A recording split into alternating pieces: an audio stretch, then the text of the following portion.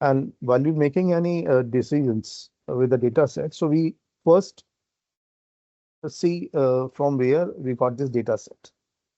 Because in statistical calculations, most of the formulas are behaving separately.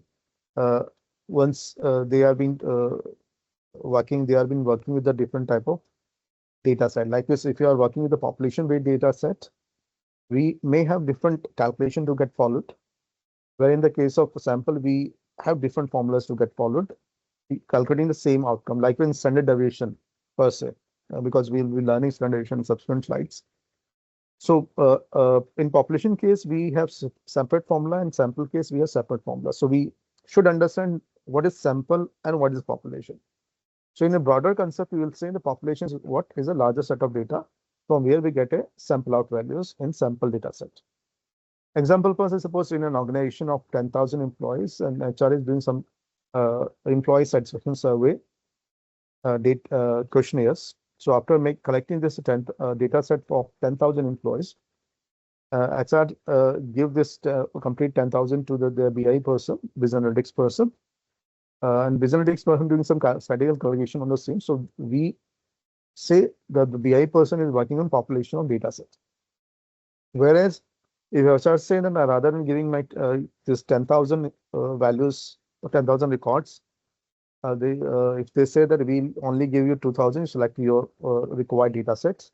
In that case, we say this 2,000 as a sample amount, a sample data set from the population of 10,000 values, which 10,000 records, which are being collected from the employees of organizations.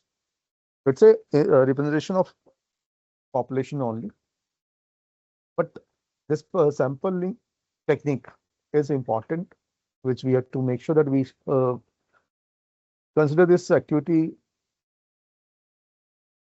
very well so that we make a better decision numbers. First and foremost thing, simple random is what most of the cases we are using, and it is highly recommended to avoid the biasness of data set. Whereas each record is having a chance of being selected in sample set. No biasness. With the systematic sampling is a bit risky, but sometimes we follow.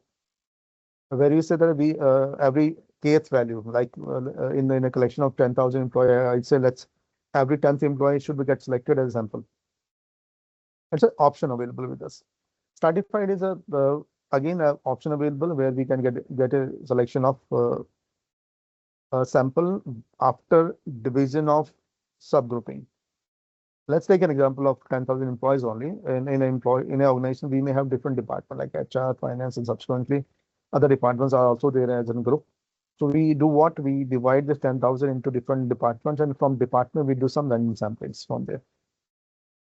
That can be an option available, which can be get classified or which can be get selected as a sample data records.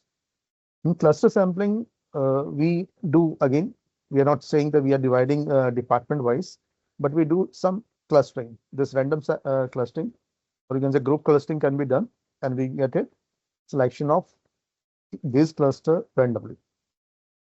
Likewise, we make a group of 10 each of population sets, and we select this group randomly for sampling. So these are 4 commonly used sampling methods to get a sample out data from population. So primarily, so after doing sampling, we have option of doing different use cases where we can say that this reporting can be done using